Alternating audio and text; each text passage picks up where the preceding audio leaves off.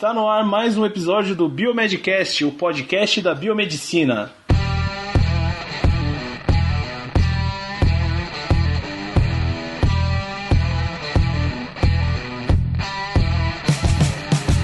Fala galera, aqui quem tá falando é Otávio, eu falo de Curitiba e esse é mais um episódio do Biomedcast, o podcast da biomedicina. E aí galera, aqui quem fala é o Bruno, diretamente de Goiânia, prazer estar com vocês aqui de novo e vamos falar sobre docência. Isso aí. E aí galera, aqui quem fala é Rogério, diretamente de Curitiba e vamos lá, docência tá comigo. E aí galera, aqui quem fala é o Luiz Guilherme, agora diretamente de Boston, Aê. Massachusetts. Um ponto na média pra quem souber falar isso. É difícil, ó. É difícil. Massachusetts. Massachusetts. É um prazer estar com vocês nesse maravilhoso podcast da biomedicina. Bora lá falar de docência. Isso aí. E hoje a gente trouxe um convidado especial que tá falando de longe, hein, meu? Menos Eita, longe que o Luiz, mas mais longe que a gente, sei lá. Olha só. Ele tá no meio. É, depende. Raciocínio, hein? Olha, quase Bruno questão tá- de lógica. O Bruno tá na metade do caminho ali, entre eu, o Rogério e o nosso convidado, que é o Neto. Aê. Seja muito Valeu. bem-vindo, Obrigado, Neto. pessoal. Falando aqui de Rondônia, mandando um salve para todo mundo, para todos os biomédicos do Brasil. E é um prazer participar do programa com vocês. Isso aí, valeu. Obrigado. Bom, o Neto ele é biomédico, fez faculdade aqui em São Paulo, né? Que não falo aqui em São Paulo, não tô em São Paulo, né? Mas enfim, aqui, e foi pra lá. Então a gente resolveu trazer ele pra cá, que ele tá lá dando aula, né? Em duas instituições. E ele vai compartilhar um pouquinho da experiência que ele tá tendo lá com a gente, pra gente poder também compartilhar com vocês, né? Então, Neto, por favor, então se apresente e a gente já tem uma sequência de perguntas aqui pra você. É isso aí. Tá certo. Então, falar um pouquinho da trajetória profissional. Eu me formei em 2006, no mês de 2006, aí na FMU em São Paulo. E quando eu estava no segundo ano da faculdade, eu decidi que eu não queria fazer análises clínicas. Tive um baque, pensei em desistir. Conversando com o professor, ele me motivou a continuar como biomédico, né, no curso de biomedicina, que essa era uma das áreas de atuação também do biomédico, e dali para cá eu consegui me encaminhar para essa área ambiental, né? Então fiz vários estágios de iniciação científica, tudo na área ambiental. Depois o mestrado. Quando estava terminando o mestrado, eu tive a oportunidade de ir para docência. Aí atuei, né, 2 anos e meio em São Paulo na área de docência, até surgir a oportunidade de vir aqui para Rondônia. Então aqui há 3 anos e meio já atuando. Legal, muito bom. Legal, cara. Então, Neto, a gente queria saber, sim, o que te motivou a ir pra Rondônia, se aí tem um déficit de profissionais, né? E se a remuneração é maior pra atrair mais profissionais de outros estados, como que funciona aí, mais ou menos? Tá, na verdade, bom, vamos lá. A proposta de trabalho realmente foi boa, né? Quando eu atuava em São Paulo, eu dava aula em uma universidade, né? No caso na Unip, e eu dava aula em Jundiaí, Campinas, São Paulo, era coordenador em Limeira, então eu ficava rodando muito, pegando muito trânsito, né? Muito tempo na estrada. Cheguei a ser coordenador, né? Lá em Limeira. Eu não otimizava, né? O meu trabalho, o meu salário, porque eu tinha muito gasto. E a proposta aqui, ela foi boa assim, né? Como eu digo, na docência o salário ele é praticamente o mesmo, né? No Brasil todo. A questão de hora-aula não tem muita mudança de um local para o outro, mas a vantagem aqui realmente é isso. Então, de você ter muitas horas em menos um local, em apenas um local, né? Então isso otimiza demais o salário. Eu trabalho próximo de casa, então eu posso ir até de bicicleta trabalhar. Que legal, cara. Então a remuneração realmente na área de biomedicina, eu acho que tem, né, acaba sendo a mesma no Brasil inteiro também, né? Fora da docência, lógico, aí depende muito do profissional, né? Do que ele almeja, o quanto ele vai crescer. E o que ajuda aqui em Rondônia é a oferta de emprego, porque a gente tem poucos profissionais, né? Hoje mesmo eu conversei com uma aluna, formou agora no final do ano passado, o CRBM dela é 2.400 e alguma coisa. Meu Deus! E sendo que esse CRBM é o CRBM 4, né? Então ele pega toda a região. Caramba. Então realmente são poucos profissionais que a gente tem. Então é mais fácil, né, arrumar emprego. A remuneração, às vezes, apesar de ser muito parecida, a facilidade de arrumar emprego é maior, e essa questão de otimizar. Aí na região sudeste, ela te instiga o consumismo, né? Aqui não. Aqui acaba sendo mais tranquilo. Você aproveita outras partes da vida, né, da cidade. Legal, cara. Você falou que tinha bastante interesse na área ambiental, né? Então, até quando você estava se formando e tal, que você não queria ir muito para a área de análises clínicas, eu também, quando eu estava me formando, eu não queria ir muito para a área de análises clínicas, até acabei me voltando um pouco para a área ambiental. Mas depois de um tempo eu saí. Mas aí, acredito que aí no norte seja bem diferente essa questão ambiental do que a gente tem aqui, né? No sudeste, no sul, né? Mas é muito diferente aí para cima, no norte, essa questão da ambiental ou mais ou menos parecido? Eu acho que tem outros problemas aí que aqui a gente não tem, né? Na verdade aqui até, se você for pensar, a área de preservação aqui é até maior, né? Mas a área ambiental no Brasil como um todo ainda se fala muito e se faz pouco, né? Tanto que aí na região sudeste está enfrentando grandes problemas de seca, né? E aqui a gente está tendo muita chuva, por exemplo. Agora é uma época que já era para ter parado de chover e tem chovido ainda. E tem bastante chuva, né? Aqui tem bastante, mas já era para ter parado. Então se fala muito no Brasil e se faz pouco ainda. Então essa que é a questão. Ainda a área ambiental no Brasil ainda é uma área um pouco restrita, ela está engatinhando um pouco, mas isso com certeza impulsionou a minha vinda para cá, né? Quando analisaram o meu currículo, essa questão de eu ser da área ambiental ajudou muito, porque aqui na faculdade que eu dou aula tem a habilitação na área ambital. Legal. São duas habilitações que o aluno pode escolher, né? Uma é análises clínicas e aí tem outras três, que seria imagem ambiental ou análise de alimentos, que aqui também é muito forte. Então isso impulsionou a minha vinda, né? Mas isso realmente é uma área para trabalho ainda um pouco complicada no nosso país.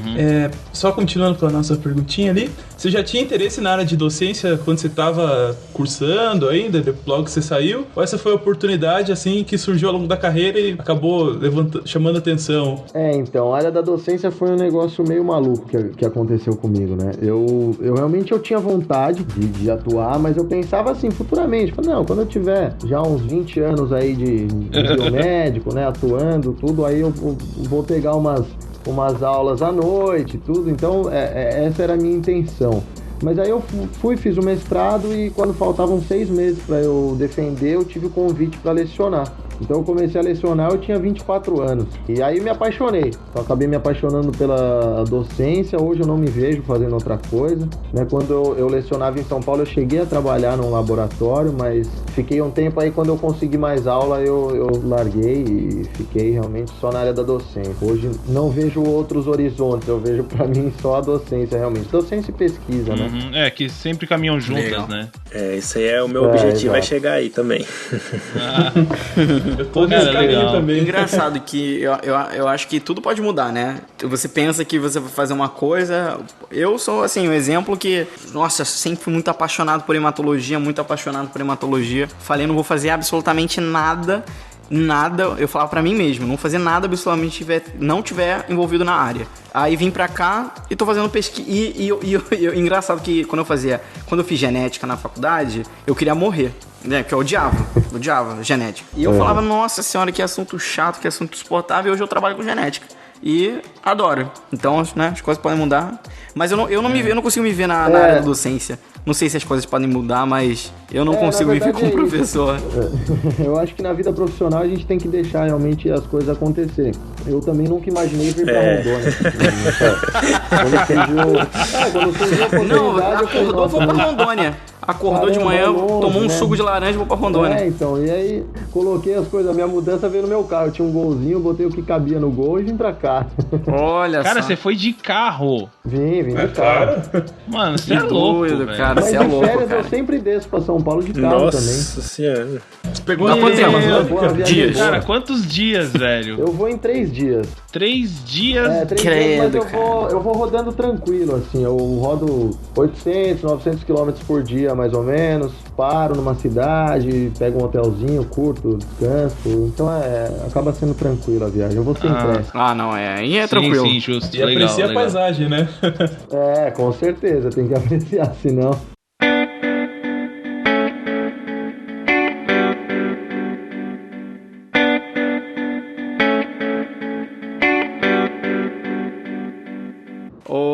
Ô Neto, muito se fala na nossa vida, né, sobre inspirações, né? Nossa, eu me inspirei nesse ídolo, e acaba que a pessoa descobre outra pessoa que ela vai se inspirar e quer chegar onde ela chegou e quer trilhar o mesmo caminho ou não, até melhor. Queria saber se você se inspirou em algum professor, né, pra seguir nessa área. Você teve algum professor que foi tua inspiração? Tive, na verdade, assim, eu tive vários, né?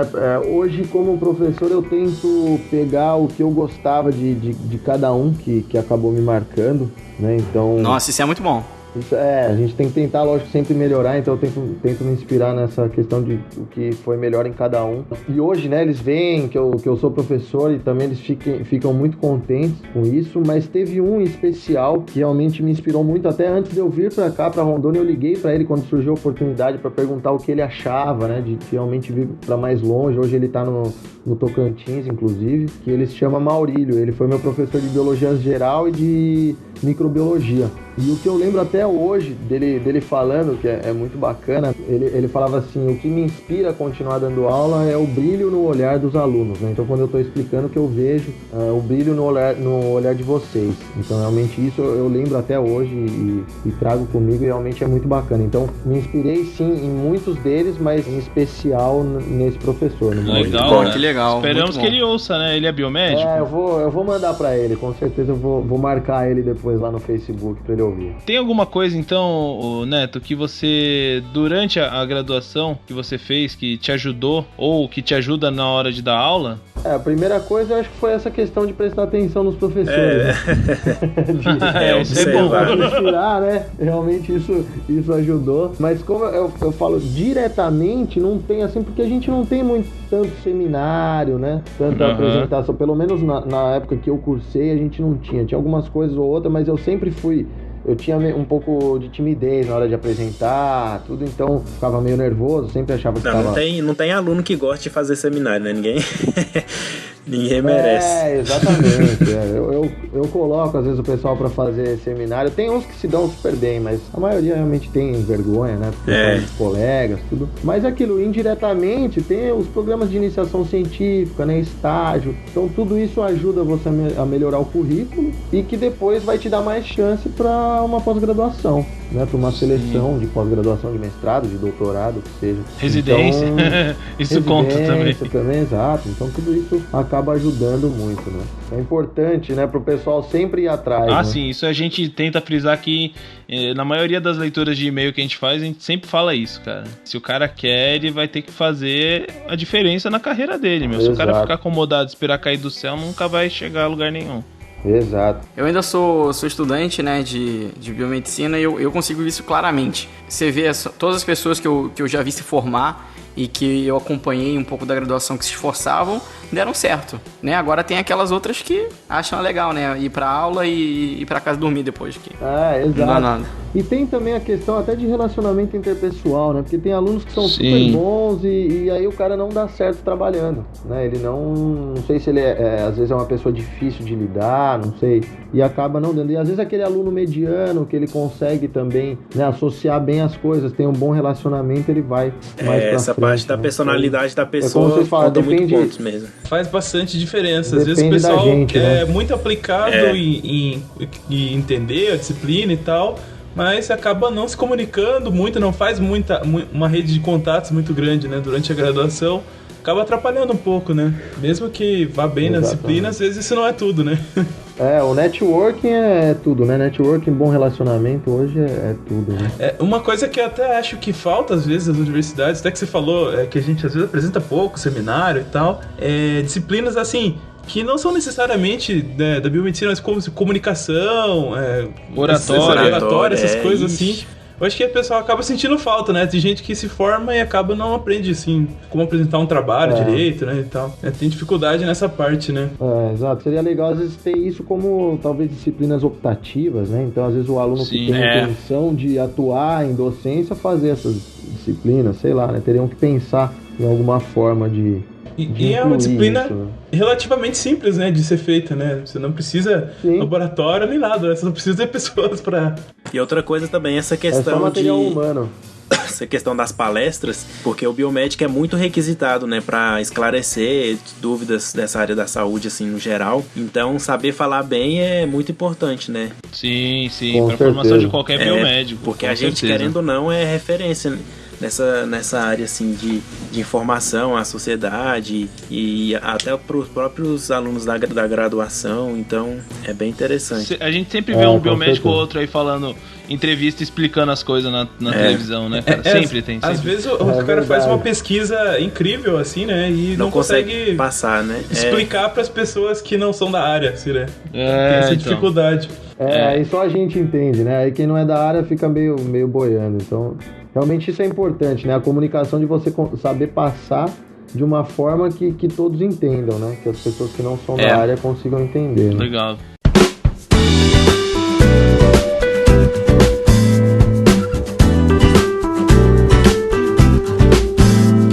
E Neto, quais as matérias você ministra lá no curso de biomedicina que você... especificamente no curso de biomedicina, que eu sei que você dá aula para outros 2 cursos, né, se eu não me engano. Isso, bom, vamos lá, vamos à jornada do professor. Né? Vamos lá. Parasitologia, hematologia básica, fisiopatologia, introdução às práticas laboratoriais, legislação biomédica, análises ambientais, e aí isso vai mudando às vezes de semestre para semestre, né? Então tem semestre que pega uma a mais, outra a menos, e aí tem também algumas horas de estágio e horas de pesquisa. Legal. E essa questão, esse leque, né, de disciplinas acaba acontecendo primeiro porque aqui na região a gente não tem tantos profissionais, né, que atuam na docência, que sejam qualificados para isso, então acaba faltando professor, e é também muito uma realidade nas universidades particulares, né, o Rogério, né, que é professor, também deve saber, né, vivenciar um pouco isso. Então você acaba tendo que ser um pouco multifuncional, o que eu acho interessante, né? Porque hoje, se eu for, sei lá, ficar desempregado, for fazer uma entrevista em alguma outra universidade, professor, você dá aula do quê? Eu tenho um leque muito grande de disciplinas que eu já tenho aula preparada, tudo que eu posso atuar, né? Então isso acaba abrindo também portas. Isso é a legal. parte mais difícil, né? Ter as aulas preparadas para você. E, claro, não só a aula preparada, mas também tudo já na ponta da língua ali, no conhecimento, né? Isso, exato. Aí tendo a aula preparada já é meio caminho andado, né? Aí você vai dando uma estudadinha, relembrando e vai pra frente, né? Bola pra frente. Você tem que estudar bastante, né? Você acaba estudando mais que qualquer aluno, né? Pra você poder dar aula, né? Então, o tempo de faculdade, quem não gosta de estudar, não seja professor. É verdade. Eu falo pro pessoal, né? É engraçado, quando eu preparo a aula, eu sempre venho assim, pensando. Eu vou preparando e vou pensando, tá, mas o que um aluno pode perguntar disso? O que um aluno pode perguntar daquilo? Porque é uma realidade. Mas sempre tem uma ou duas perguntas na aula que eles fazem que a gente não tá preparado.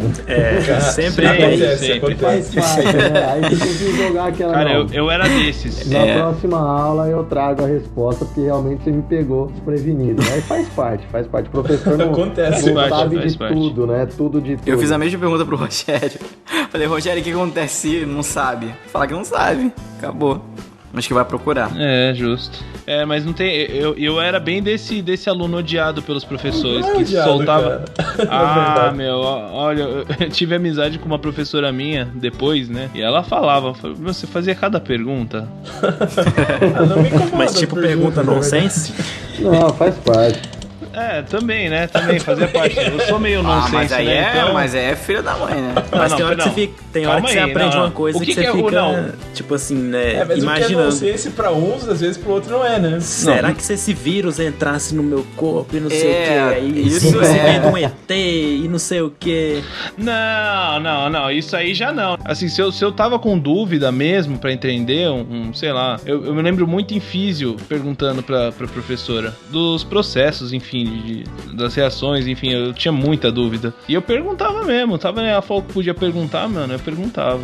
Sacou a pergunta. Mas olha, tem até parte.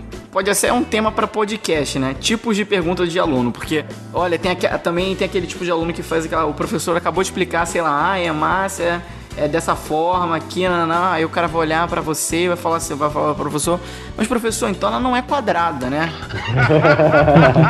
Cara, quando é muito insistente, cara... É uma boa dedução. Tem as É uma pérolas, boa, né? Sempre sabe? tem as pérolas. Ele fala o contrário só pra falar, só o professor olhar pra ele e falar Você assim, está não certo. tá certo. Sim, óbvio, né? Mas... Tá certo. Cara, mas é muito mais fácil dar aula numa turma que faz perguntas, cara, porque aí você se solta e tal, né? Quando aquele pessoal não fala nada, você se sente meio sozinho ali falando, né? É Então verdade, eu tem prefiro essa quando o pessoal questão. participa mesmo. Ainda sobre as perguntas lá, quando o cara é muito insistente na pergunta, você manda ele fazer o trabalho, né? Ah, então pesquisa isso aí pra gente, né? Pesquisa aí. Traz pra gente Traz a lá que resposta vem. pra Eu nós já na fiz uma próxima. dessa. Fala, nossa, aproveita, já traz um trabalho pra você apresentar, né? Mas o professor tem que ter realmente paciência, né? Porque você lidar com perguntas com as mais complexas e com as mais banais, assim. Então realmente tem que ter paciência, senão... Pior que você tem que respirar fundo antes de responder. Às vezes você acabou de fazer uma explicação super longa e o cara pergunta um negócio que, tipo, era o básico, assim, né? Aí você, vixe, será que ele entendeu alguma Mas coisa? faz parte. Tem gente que às vezes tem mais dificuldade, ou sei lá, às vezes a forma que você explicou também não ficou clara pra uns e pra outros não, né? Mas uma coisa assim que eu acho interessante é o outro lado também. Aquele professor que faz muita pergunta é o meu tipo de professor preferido. Não todo mundo gosta, mas eu prefiro quando ele faz muitas perguntas assim e faz você pensar. Tipo assim, em vez dele dar a resposta mastigada, ele vai perguntando, fazendo você pensar pra chegar na resposta. É o Neto, cara. É o Neto. É o Neto, cara. A gente tem um amigo que também chama Neto, cara. Não você, Neto, outro Neto. Ele ia dar as aulas pra gente. Na residência a gente ministrava algumas aulas entre a gente, né? Entre os residentes. E sempre quando o Neto, no começo, quando o Neto... sempre, né? Até hoje. Sempre. Ele dava a aula, ele deixava a questão no ar, assim. Ele não dava Ele resposta. explicava, Cara, não dava resposta. Depois procurem no YouTube, tem um vídeo lá, acho que é tipos de professor. É muito engraçado porque tem um que eles colocam, assim, eu acho que é mais ou menos assim, existe o professor interrogação, então aquele que chega, quem transporta o oxigênio é AE? Aí o pessoal, massa. Esse eu já vi. O oxigênio é transportado pela hemoglobina. Olha, cara, eu já tive professor assim. Eu já tive. Então realmente tem os professores assim mesmo, é engraçado.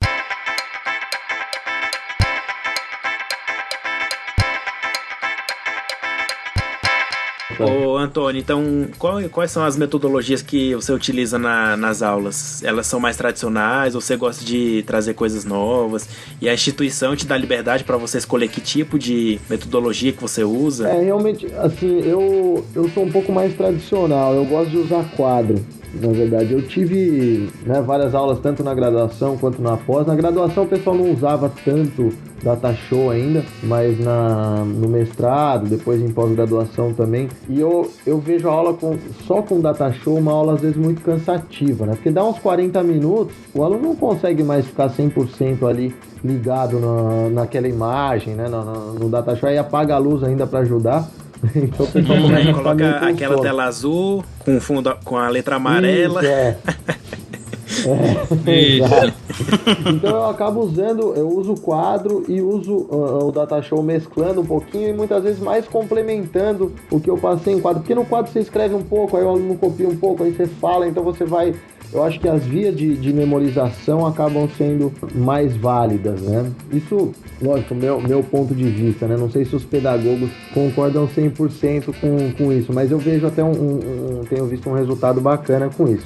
E questão de escolher, né, como que eu dou aula, realmente as duas instituições que eu leciono, eu tenho bastante liberdade para trabalhar, né? Então isso que é interessante, né? E aí para complementar também eu sempre trago artigos, legal isso, legal, vídeos, né? Então isso é bem importante, né? Bom, bem importante. Tanto o complemento quanto a questão da liberdade para trabalhar, né? Porque você trabalhar engessado, né? Sua aula tem que ser assim, realmente é difícil. E cada turma tem sua particularidade também, né? Então às vezes uma turma você tem que trabalhar de uma forma, outra de outra, tem que ter esse feeling, né, da turma para ver a forma que você vai trabalhar.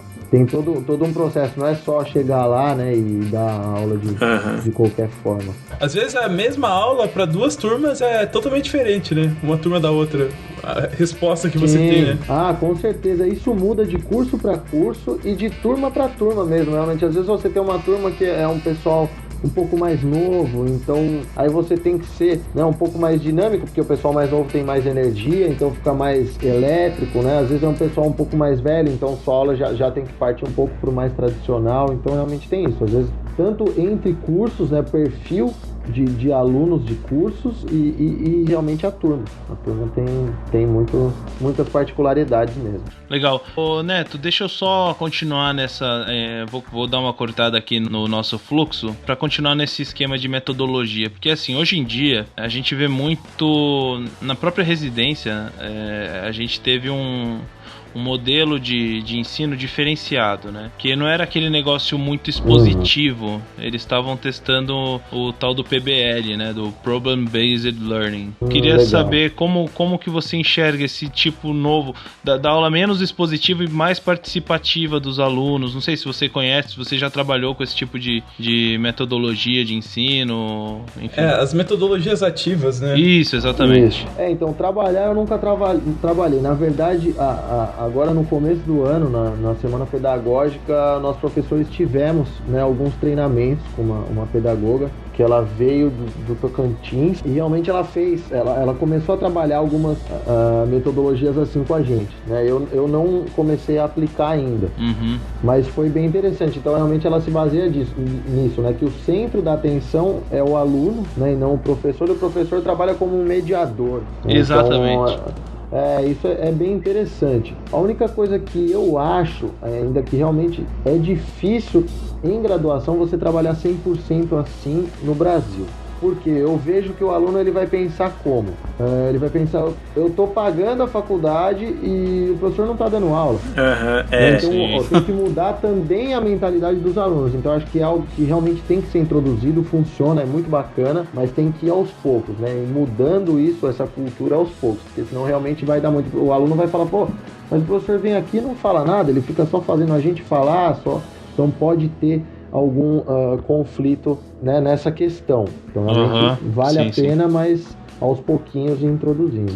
A minha intenção é para o semestre que vem começar alguns trabalhos em cima disso, com artigos, com algumas coisas, fazendo esse tipo de metodologia aos pouquinhos. Eu fiz algumas aulas já com metodologia ativa porque a nossa faculdade acaba incentivando bastante, né? E assim, teve algumas que foram muito boas, assim, foi melhor do que quando foi expositiva mesmo, né? Mas é tão difícil trabalhar quanto, né? Então teve algumas assim que eu notei que não deram tão certo, né? Então você tem que ficar sempre testando ali e entender bem como funciona cada turma e o que você pode fazer, né? Porque não... apesar de parecer que você não tá dando aula, às vezes é bem mais difícil montar uma estrutura assim do que montar uma apresentação, né? Ou uma aula no quadro mesmo, né? A aula expositiva, aliás, a metodologia ativa, eu enxergo como uma forma de suscitar mais discussão, eu acho, e mais participação, obviamente, né, de todo mundo. Porque você coloca lá um tema e bota o pessoal para pesquisar. Porque depois eles vão ter que defender o que eles entenderam, né? Eu acho que isso é um jeito bem legal de suscitar a discussão, que eu acho que é fundamental no ensino, né? E aprendizagem. Eu acho bem bacana, realmente. E como o Rogério estava falando, às vezes isso se torna mais difícil do que a aula expositiva mesmo. Então, isso tem que começar desde nós, né? Primeiro, com nós professores, né? Tendo realmente treinamentos, porque a gente não aprende, né, de uma hora para outra como que... Não é assim. Não é fácil, não. E aí depois também ir mudando essa cultura também dos alunos. Mas eu acho que tem, realmente isso no futuro vai ser o tipo de aula mais empregada. Ô Luiz, como que é a aula aí nos Estados Unidos? Só pra você poder compartilhar um pouco com a gente da sua experiência, que você já compartilhou já. Eu tive né, dois momentos de aula. Meu primeiro momento foi quando eu tive as disciplinas de inglês, né? Quando eu fiz aula de inglês básico. Então foi uma coisa bem tranquila. E então era uma aula bem dinâmica e instigativa, os professores sempre querendo saber o que você achava e tal, debate. Cara, meu amigo, quando chega quando eu entrei então direto na minha graduação, que eu comecei a fazer fazer meu semestre acadêmico, né, que foi esse último semestre, cara, a aula é pauleira, velho. Realmente os professores, eles, assim, falando pejorativo, eles socam matéria. Então tem dos dois jeitos, cara. Então, na verdade, tradicional, aquele que fica mandando matéria, ou... Não, mas então, eles socam matéria e te dão muito trabalho pra fazer em casa, né? Os famosos homeworks, né? Os deveres de casa. Pode ser, até quando eu lembro em algum dos meus vídeos eu falei isso, e uma pessoa comentou, dever de casa, mas isso é tão criança. Criança nada, meu filho. Essas aulas são expositivas, tipo assim... São. Tem professor que usa basicamente quadro, e tem professor que usa slide, tem professor que dá o slide pra você e etc. Tem professor que não compartilha o slide. Igual aqui mesmo, e também teve um outro professor meu que, no meu ver, foi a melhor aula que eu já tive, uma das melhores aulas que eu já tive na minha vida, e também foi um dos melhores professores que eu já tive. Sabe como é que ele dava aula? Ele dava aula... Vocês sabem o que é uma outline? Não, nem ideia. Então, outline é basicamente você escrever uma coisa e desenvolver tópico. Você bota lá o nome do negócio e ele vai dando o tópico. A aula dele, cara, era tópico. A aula dele era tópico e ele falava, não parava de falar, entendeu? Não tinha slide, não tinha nada. A aula dele era totalmente oral, né? Não tinha... Mas você acha que é melhor aprender assim? Eu, sinceramente, tudo também vai depender muito do professor. Ele era um professor que ele explicava numa maneira absurda como ele conseguia passar um conteúdo que era difícil, né, que era microbiologia médica. Ele conseguia passar tudo falando, claro, quando tinha imagem, né, tinha imagem porque ele seguia um roteirinho, mas assim, tudo ele falando. Isso era até bom, porque eu fazia muita anotação, né, eu sou uma pessoa que anoto muito, então quando chegava na hora de estudar, eu tinha todo já aquele planejamento, né, outline que ele dava pra gente, e ficava muito mais fácil na hora de estudar pra entender os casos clínicos, da hora da prova. Que legal, cara. Né, e outra diferença assim que eu vejo, não na aula, mas no método de cobrança aqui nos Estados Unidos, é que quase todas as provas, elas são de escrever. Muito pouco a múltipla escolha, entendeu? Sim. Eu costumo fazer 60% múltipla escolha e 40% dissertativa. Eu gosto de fazer o povo escrever um pouquinho. Meus alunos me odeiam também, cara.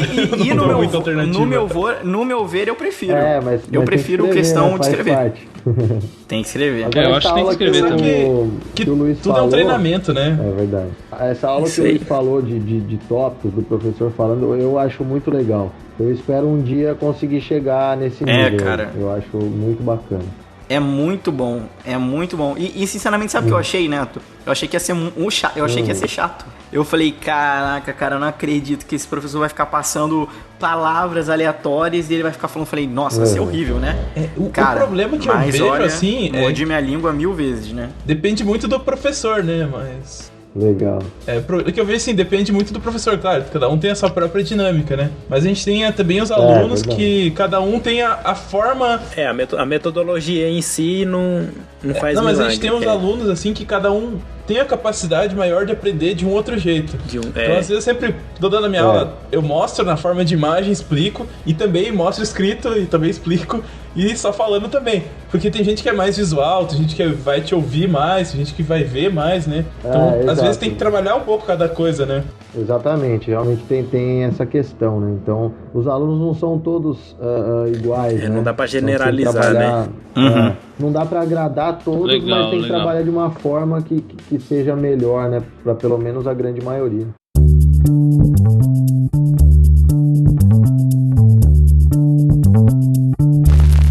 Neto, então, cara, o que você acha que mestrado e doutorado, eles são imprescindíveis para atuar na docência?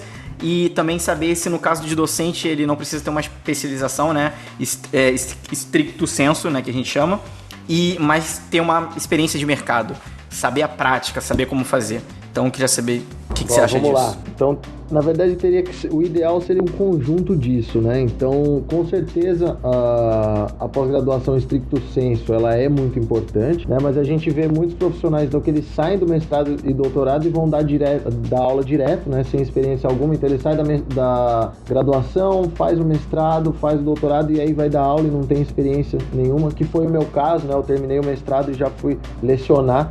Então, se eu tivesse atuado um pouco mais em laboratório, com certeza isso teria me ajudado muito no início, né? Muitas dúvidas que eu tive, eu não teria tido e teria essa vivência. E é interessante frisar também que a experiência de mercado, ela é imprescindível, tanto que nas avaliações do MEC, né, para reconhecimento de curso, eu já passei por algumas, a experiência profissional, ela conta ponto. Então a titulação conta, mas a experiência profissional fora da docência também é um item avaliado. Então é importante, né, ter essa experiência. Eu pensei nessa pergunta aí porque eu conheço vários biomédicos que não têm mestrado nem doutorado, mas a experiência que eles têm no mercado de trabalho, e assim, eles sabem passar o conteúdo muito bom. Eu acho que se eles fizessem um doutorado, um mestrado, não ia adiantar de nada, sabe? Porque o jeito que eles dão aula e a experiência que eles já têm, não precisaria de um mestrado e um doutorado, era mais pra título mesmo. Mas acho que não é só título, na verdade, né? Ajuda pra quando você faz o mestrado, doutorado, você aprende também a pesquisar, né? Ser pesquisador. O senso e quando crítico, né? Então tem muita coisa. Quando a gente tá no meio acadêmico, né? A gente puxa esse lado acadêmico também, né? De sempre instigar mais pesquisas. Como é que a gente faria para analisar aquilo, né? Que na prática a gente acaba não vendo tanto assim, né? A gente vê mais a questão das técnicas, coisa relativo ao trabalho, o que dá certo, o que dá errado, né? Exato. Na verdade, então, o certo é juntar tudo, né? Exatamente. Eu acho que o professor ideal é aquele que tem titulação e experiência no mercado de trabalho. Esse é o ideal, né? E hoje, o que acontece, né? Que eu acho que deveria se mudar um pouco no Brasil, né? Então, as pós-graduações stricto sensu, no caso, né, mestrado e doutorado, a gente não tem tanta a parte didática, por exemplo, né? A parte mais voltada para docência, para licenciatura, né? Que é o caso nós que somos bacharéis, né? Então a gente não teve na graduação. E hoje no Brasil não tem tanto. O mestrado e doutorado não tem muita disciplina voltada à docência, né? Eu fiz, eu acho que uma disciplina e fui monitor de uma disciplina no mestrado que eu tinha que ser. Então essa foi a minha experiência em docência no mestrado. Depois eu tive a parte de pesquisa, escrever. Então eu acho que o mestrado e doutorado deveria também preparar para a docência, né? E hoje então muitos professores que são mestres e doutores fazem pós-graduação em docência no ensino superior, né? Então tem muita pós em docência no ensino superior aí no Brasil que tem mestres e doutores fazendo para suprir essa deficiência, né? Além dessa pós também hoje em concursos públicos para docente vale ponto, então ajuda. Eu acho que muitas vezes o mestrando e o doutorando cai de paraquedas nessa parte da docência, né? Porque é meio que obrigatório, né? Eles darem aula, então tipo assim, a pessoa não tem didática nenhuma, mas tem que dar aula, então fica uma coisa assim meio... Ela encara de outra forma, né? O que você mais gosta na docência, assim, desde que você começou a dar aula, com toda essa experiência que você acabou tendo, o que você acabou gostando mais, que te dá mais gosto de trabalhar, assim?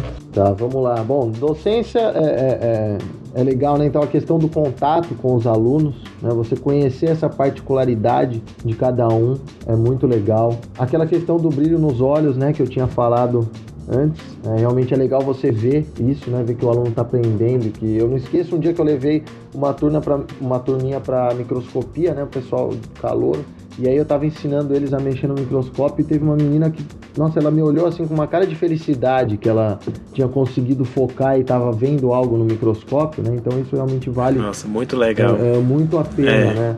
Verdade. Que no futuro alguns também vão se espelhar em mim, assim como eu já me espelhei nos meus professores. É verdade. Isso é legal.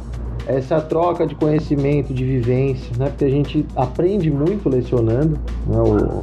O Rogério sabe disso, né? Que a gente... com certeza. Eu acho que é por isso que esse é meu objetivo, é dar aula para poder aprender mais e não esquecer, né? Porque toda vez você tá sempre se atualizando e... Muito bom, isso é muito bacana. Eu acho que é muito legal, eu acho que essa parte é a melhor de todas. E a questão do ambiente universitário, que é muito legal, né? Eu falo, né? Eu fui presidente de IDA. Isso também é melhor. Vice-presidente de Atlética. Quando eu entrei no mestrado, né? Durante o mestrado eu continuei participando de eventos da faculdade que eu estudava ainda.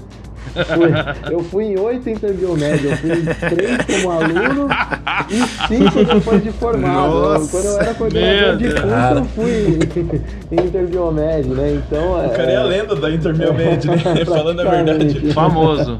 Então é muito legal, realmente o ambiente, né? Fora toda essa questão séria, né, tem um ambiente universitário que é muito gostoso, né? É lógico que como professor a gente tem que aproveitar de outra forma, né? Não é mais aluno, né? Mas é legal. Não é mais esbórnia, né? Então, mas dá pra participar de vez em quando em churrasco, em umas festinhas, dá pra ir tranquilamente. Legal, cara. E aí em Rondônia tem bastante evento, assim, da galera se reunir pra churrasco, essas coisas? Ou não, o pessoal... Não tem tanto. O pessoal é um pouquinho mais não desanimado, mas não sei, porque como... A cultura é diferente, né? Não, e assim, Ji-Paraná é uma cidade que é um polo, né? Então, eu tenho muito aluno que é de outra cidade, né? Então isso acaba, eu acho que, dificultando deles se reunirem, né? Pra festa, essas coisas. Então, mais assim, final de semestre, alguma coisa, sempre tem uma festinha, tem cervejada de calouros, né? Algumas coisas assim. Mas não é tanta festa que nem tinha lá quando eu estudava em São Paulo. Mas tem as reuniõezinhas deles, sim. E sempre que dá eu gosto de participar. Muito bom, legal. Bacana.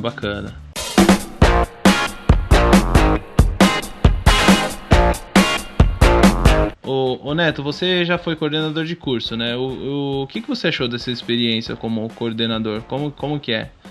É uma responsabilidade grande, viu? Realmente é muito grande você lidar com essa parte administrativa, política do curso, né? Então realmente é uma responsabilidade muito grande, a cobrança de todos os lados. Você fica naquele meio, né, entre direção e aluno, e você tem que segurar tanto um lado quanto o outro, né, para tentar tornar a relação da melhor forma possível, né? Então tentar fazer com que isso seja bom tanto para a instituição quanto para os alunos, né? Então realmente não é fácil não, é muito grande. Mas depois que você vê que o curso está caminhando, né, do jeito que você queria, tudo isso é bacana. Mas demanda bastante trabalho. Realmente Hoje eu prefiro dar aula. Eu acho que o papel do coordenador é fundamental, né? Porque é ele que vai definir o caminho do curso, né? Então, se o coordenador for bom e quiser fazer convênios para vários tipos de estágio e correr atrás de matérias novas, essas coisas assim. Agora, se o coordenador for ruim, né? Deixa o curso levando aí, deixa as matérias desatualizadas. Então, acho que o curso mesmo, né? Os profissionais que vão ser formados vão depender muito do coordenador, né? O coordenador é a vitrine do curso. Ele que vai botar tudo do jeito que tem que ser para realmente fazer funcionar. E Neto, uma curiosidade assim que eu tenho, você acha que o coordenador do curso ele tem influência sobre a contratação, mudança de professor? Sim, com certeza. Total, né? Que é na particular isso provavelmente é diferente, né? Porque na pública é concurso e tal, mas na particular ele tem controle sobre isso? Com certeza. Não controle, influência, né? Tem influência sim, até porque o coordenador que está vivenciando o curso, né? Então ele sabe se está tendo muitos problemas com o professor, porque problema todo professor tem, né? Você está lidando com um monte de aluno, então... Com certeza. Um probleminha ou outro vai ter, mas se esse problema é generalizado, tudo isso, então esse feeling acaba sendo do coordenador, né? Ele que está vivendo o curso, então com certeza tem influência sim. Entendi. Legal. Então, o que você acha assim do perfil dos alunos do curso, das instituições que você trabalha aí? Se eles são muito aplicados, estudiosos, se eles conhecem bem como que a biomedicina o campo de atuação do biomédico, como que é um pouquinho desse perfil aí? Então, é até legal levantar essa questão, porque assim, quando eu tive a oportunidade de lecionar em São Paulo, né? Então por 2 anos e meio, eu digo São Paulo como referência, né? Mas porque eu sou de lá, mas enfim, região sudeste como um todo, todo mundo fala, porque a região sudeste é o povo mais esperto, é o melhor estudo do Brasil, né? E realmente quando eu vim para cá eu vejo que isso não é uma verdade, né? O nível de conhecimento dos alunos no Brasil todo é o mesmo, né? Então você tem salas heterogêneas, então tanto o aluno interessado quanto desinteressado, aluno que tem dificuldade, aluno que tem facilidade, então isso é em todo lugar, né? Hoje é uma realidade do país. Então a gente tem, né? Eu penso assim, mais ou menos 50% de interessado, 50% que quer ser aprovado sem precisar estudar, né? Que o aluno acha que ele vai passar sem precisar fazer nada, e que acaba desistindo no futuro, né? Então não tem jeito. Eu falo até para os alunos que a maior avaliação deles, né, quem faz são eles mesmos. Porque se você for pensar, daqui 10 anos eu vou abrir um laboratório. Quem que eu contrataria da minha turma que estudou comigo? Eu contrataria os melhores, né? Os que eram pelo menos mais interessados. Então eles mesmos estão sendo avaliados por eles. Com certeza. Então não adianta. E a questão de conhecer o campo de atuação, é legal que aqui a gente tem a disciplina chamada Introdução à Biomedicina, né? Então é onde, e eu que leciono nessa disciplina, então é onde eu apresento toda a profissão para eles. Ah, eu que falo legal. do Biomedcast também, tá? Falo para eles. É bom, hein? Falo do Biomedicina Padrão, viu, Bruno? Até teve uma pessoa que comentou, né? O professor Neto fala muito de não, eu vocês. falo, É verdade. Falo bastante pra eles, porque realmente é um programa que acho que tira muitas dúvidas deles, né? A gente tenta. A gente fala que coisa que dificilmente você ouve por outros meios, né? É verdade. Não, então A gente vai a fundo, realmente é né? bem bacana. E com isso eles aprendem. Mas o pessoal que entra, assim, que eu digo, entrou a primeira aula de introdução à biomedicina, eles conhecem muito pouco. E aí eles vão conhecendo essa vasta, né, esse leque de opções da nossa profissão, realmente com o caminhar da disciplina, que é bem interessante. Muito Muito bom bom. isso. Acho que todo curso tinha que ter um negócio assim, né? Uma matéria assim pra poder ambientar o cara. Mas eu acho que agora a maioria dos cursos estão tendo essa matéria, porque aqui Agora eu acho que, não sei se o MEC instituiu isso, mas realmente tem. na minha grade não Nas tinha, duas mas agora instituições que eu dou nas aula outras tem. Eu turmas tive. que entraram depois de mim já começaram a ter essa matéria aí. A maioria das faculdades que eu tô sabendo tem essa matéria, então eu acho que já tá bem assim difundida ela. É bacana, né? Na minha época de graduação, meio que fez parte da deontologia, essa parte das atuações e tal, né? Não tinha uma matéria específica, né? Nossa, eu não tive deontologia. Eu também não. Na época eu tinha. Na minha, tanto que era tanta desinformação que eu tive que criar um blog pra poder ter informação, porque eu não sabia de nada, tinha que procurar por mim mesmo, os professores não sabiam falar, então eu criei o blog pra tentar descobrir, né? Muito legal. Olha só, e tamo aí até hoje, né? De certa forma foi bom, né? Deixa eu aproveitar também, fazer uma propaganda. Nossa, Eu criei um blog agora também, chamado Biomedicina Rondônia, tá? Depois eu vou querer algumas ajudas, principalmente do Bruno, que tem bastante experiência nisso aí, tá? Conto com você. Mas Rondônia tem uma participação bem grande no nosso Pode cast, contar, sabia? a gente deixa o link no post Legal. pro A pessoal gente conhecer. deixa, tranquilo. Bacana. Eu não sei se é por conta do professor Neto ou não, mas Rondônia tem aparecido bastante aqui nos verdade. comentários, né? Que bom, É verdade. que bom. Vou continuar trabalhando para eles conhecerem mais aí o Valeu. Legal, cara, legal. Muito obrigado. Bom, então, professor Neto, como é que é dar aula para outros cursos? A gente viu ali no seu currículo que você acaba dando aula também para o pessoal que não é da biomedicina, né? Existe alguma diferença, assim, ser respeitado por esses alunos de igual para igual? Eu tenho essa experiência também que eu dou aula para alguns alunos de farmácia também, né? Então, às vezes eles me perguntam, e o farmacêutico nessa área, o que ele faz, né? E às vezes tem que ir pesquisar também um pouco a profissão do outro para poder esclarecer esses alunos, né? Então, como é que é, assim, essa experiência com outros cursos? Boa essa pergunta. É bacana, assim, eu gosto, né? Eu acho que se a gente ficar restrito só à biomedicina também, a gente deixa de conhecer também isso que você falou, né? Que a gente tem que, às vezes, conhecer um pouco mais das outras profissões, né? Então, eu acho legal, eu gosto de lecionar para outros cursos. Lógico que o meu carro-chefe é a biomedicina, né? Mas, por exemplo, eu leciono na farmácia e sempre tem aquela brincadeira, né? De biomédico, farmacêutico, que vocês já falaram até sobre isso, acho que no penúltimo post. Bom, teve um Biomedcast que vocês falaram disso, então eu acho bem legal. E eu sempre tento criar um clima interessante a respeito disso, né? Então levar numa boa. A enfermagem, os alunos, eu acho muito legais, pessoal muito gente fina, muito esforçados, né? Então a maioria já trabalha como técnico, quer crescer dentro da profissão, né? Então eu acabo aprendendo também muito com eles. Então todo curso tem suas particularidades, mas eles respeitam muito bem aí o meu trabalho, né? A minha atuação como professor. Muito bom. Legal, cara. Com certeza. Todo mundo junto pro prol geral. Assim que tem que ser. Essa que a gente tenta passar aqui no Biomedcast, né? Porque a gente sempre passa essa mensagem aqui.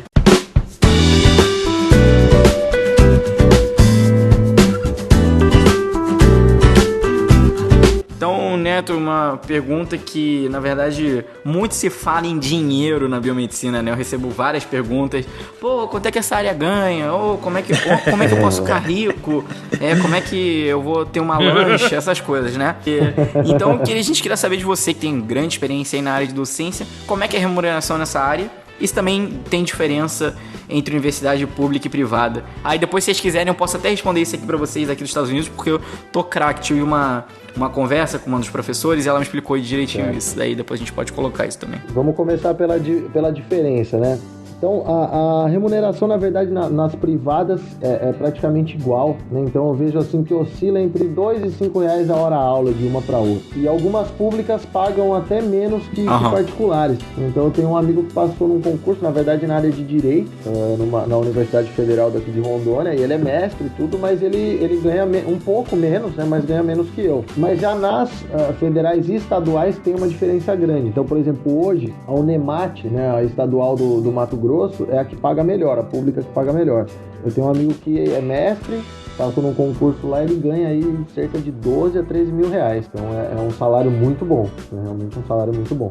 Olha só, tá bom, hein? Demais. Caramba! É um salário muito bom, muito bom. E Muito a vantagem hoje, por exemplo, você pensar em salário, né? Então, na particular e na pública o salário é o mesmo. Qual que é a vantagem? Primeiro que na pública é o emprego pro resto da vida, né? Se você trabalhar certinho, lógico, né? É um emprego pro resto da vida. E a outra vantagem é que, tudo bem, na pública você tem que cumprir lá 40 horas, assim como eu tenho que cumprir, mas na pública você tem mais horas dedicadas à pesquisa e atividade pedagógica, né? Então hoje um professor de pública ele tem de 12 a 16 horas em sala de aula e o restante para pesquisa e atividade pedagógica. Nossa, bom demais. Então, essa que é a grande vantagem. Às vezes ela não é tão financeira, mas em questão do trabalho isso é bacana. Pra gente que gosta de pesquisa, né, tudo isso é legal. Mas não que na particular não tenha, né? Então hoje, na particular que eu dou aula, eu desenvolvo pesquisa com qualidade da água, ganho horas para isso. Então também tem, né? Tem particulares que investem Legal. em pesquisa, não tanto quanto uma pública, porque a pública vive, né, de pesquisa, mas tem pesquisa também. Aqui na nossa também a gente acaba tendo um pouco. Puxa, que legal, cara, legal. Acho que trava. Nossa, eu nunca imaginava que um professor pudesse ganhar esse salário. Não mesmo.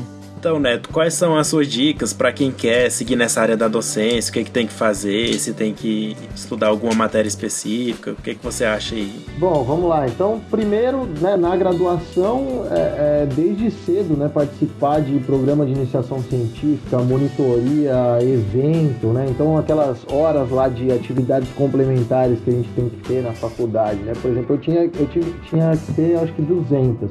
Eu tava vendo esses dias no meu histórico, eu fiz 1.100 e alguma coisa. Nossa senhora! Porque eu fiz bastante, porque o que acontece, né? Apesar de eu não ser tão das antigas, mas na minha época não tinha ainda essa lei do estagiário.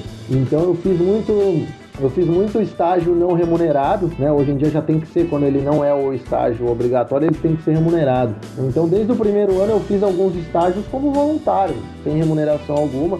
E isso foi me gerando também certificados e somando horas. Então isso ajudou bastante. Experiência, né?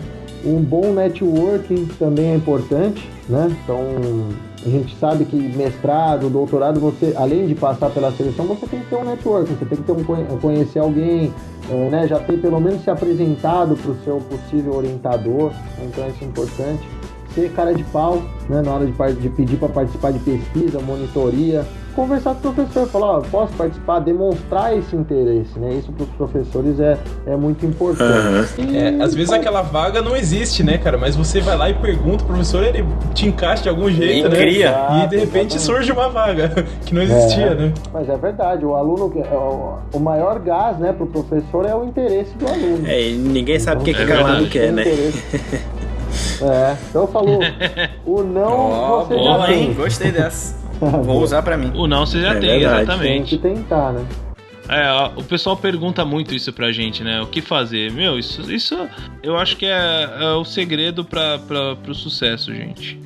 Não tem muita dica pra gente dar, não. É só se mostrar interessado e participar. Olha o exemplo do Neto. Ele tinha que cumprir 200 horas. Ele fez mais de 1.000. Tem gente que mal consegue as 200. Não, mano. No final do meu curso, Tinha uns colegas, cara, que estavam suando a camisa fazendo pra curso conseguir. De tricô, crochê, culinária. Exato. Fazendo tudo. Curso na internet, gente. Aí. Pra tentar. Eu tenho alguns alunos também que chegam no final e eles ficam desesperados por causa de horas. Pros desesperados, tem aquele cursinho da Fundação Getúlio Vargas, administração de empresas. Pelo amor de Eu Deus. sempre dou essa dica pro pessoal também. Eu falo, FGV online, cursos grátis. Eu lembro também que eu tava né? juntando minhas horas lá e a professora falou: ué, Bruno, mas você já tem esse tanto de horas, você quer mais? Eu não, tudo que é certificado aí me dá que eu quero. O que eu quero é certificado pra ter horas. Esse trem de ter só o mínimo não é comigo, não. Eu quero é muito. Tá certo, isso aí. Eu pensei que eu tivesse bastante, hein? Eu acho que eu também pedia 200 horas, eu tinha 400 e pouco. Mas aí o Neto superou. Eu tinha umas 400 e pouco e também tava ali todo orgulhoso, cara. Eu tive bastante. Desde o primeiro ano eu fiz uns estágios aí voluntários, então isso ajudou bastante nas horas. Legal, cara, legal. Eu fiz acho que ao todo 3 monitorias. Legal. Nunca consegui ser, cara. Acho que por isso que eu não tenho esse viés pesquisador. Vou mais pra essa área comercial mesmo. Pô, na minha época eu nem sabia que existia IC, cara. Fiquei sabendo então. Eu vim descobrir já era tarde demais também. Eu já tinha passado a época já, quando eu soube. Mas nunca é tarde. Mas nunca, jamais. Se você terminou a faculdade, fez um monte de horas, mas não fez iniciação científica, vai mestrar. Tenta o mestrado. Mete a cara a tapa. Tenta o mestrado. Dá, né? É uma chance, uma coisa a menos, né? Sim. Verdade. Mas se você já tá ouvindo esse cast, tá no começo do curso... Já começa desde o primeiro ano e atrás. Exato, é importante. Desde o primeiro ano, todo conhecimento é válido. Né? Exatamente. Então, agora a gente gostaria de agradecer, Neto, pela sua entrevista aqui, foi muito boa. Espero que a gente aqui possa ajudar bastante estudantes aí e profissionais que estão querendo seguir nessa área e valeu muito. É verdade, Neto. Muito obrigado mesmo por aceitar o convite, por participar aí, trazer bastante conhecimento pra gente, né? E pros nossos ouvintes, né? Que é fundamental aí. Muito obrigado mesmo. Achei sensacional a entrevista, já aprendi bastante coisa, vou melhorar agora com o professor, com verdade. certeza. Fez aí da contribuição e eu acho que o pessoal realmente vai ficar bem mais esclarecido de várias coisas, né? Depois dessa entrevista. Então, muito obrigado aí, Antônio Carlos. Foi com certeza um prazer nosso aqui te receber como entrevista, né? Como entrevistado no programa. Queria então, sinceramente agradecer ao Neto, realmente foi uma entrevista muito legal. Acho que não poderíamos ter pegado o professor melhor, desculpa, Rogério. Eu tô iniciando ainda, né, gente? Com certeza a experiência dele é que faz a diferença para essa entrevista, né? E muito legal, tudo que ele falou, assim, incrível. Fico muito feliz de saber que temos ótimos professores no nosso Brasil. E agradecer. Então, muito obrigado, Neto. E já está automaticamente convidado para eventuais futuros casts com a gente. Pessoal, eu que agradeço. Realmente para mim é um grande prazer participar, né? Então eu tenho acompanhado vocês, né? Então isso é muito bacana. Um programa que eu ouvia, agora eu fazer parte, né? Como convidado. Então fiquei muito feliz, muito honrado. Torço muito para que o Biomedcast siga aí por vários e vários anos, né? Que vocês continuem gravando e o que precisarem de mim realmente para futuros casts, né? Para qualquer tipo de colaboração, vocês podem contar comigo e com os meus alunos também como ouvintes. Tá? Como eu já disse antes, eu estou divulgando bastante para eles, divulgo pelo Facebook, então, né, no que depender de mim aí, para ajudar vocês, podem contar comigo para tudo. Isso aí, valeu. Obrigado. Valeu, Neto, valeu mesmo. Incrível, obrigado, Neto. Valeu mesmo. Muito bom. Nossa, eu acho que essa é a melhor parte da entrevista. Boa. Sério, o cara falar que ouvia a gente e agora tá participando é um prazer. Pô, nunca pensei que eu fosse ouvir isso de alguém. Não, é legal, realmente eu gosto bastante mesmo do Biomedcast. Fico esperando sair os outros pra ouvir. Legal, cara, que bom, que bacana. Muito bom. E tinha muita gente que também falava a mesma coisa e a gente aumentou a periodicidade. Agora tá ficando tenso gravar a cada 15 dias, né? O Bruno que o diga, coitado. O Bruno e o Luiz que estão aí se matando ainda. Eu e o Rogério estamos mais tranquilos. É muita correria, né? Tá difícil, mas tudo bem, né? É por uma boa causa. É isso aí.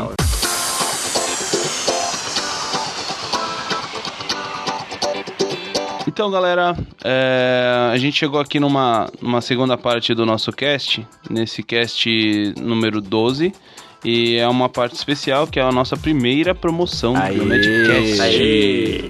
Uhul!